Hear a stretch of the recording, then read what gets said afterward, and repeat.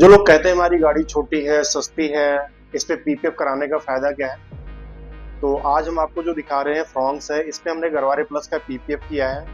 Customer हमारे काफी पुराने हैं, काफी टाइम से हमारे साथ जुड़े हुए हैं। कोई भी गाड़ी वो परचेज करते हैं, छोटी या बड़ी, तो पीपीएफ हमसे ही कराते हैं।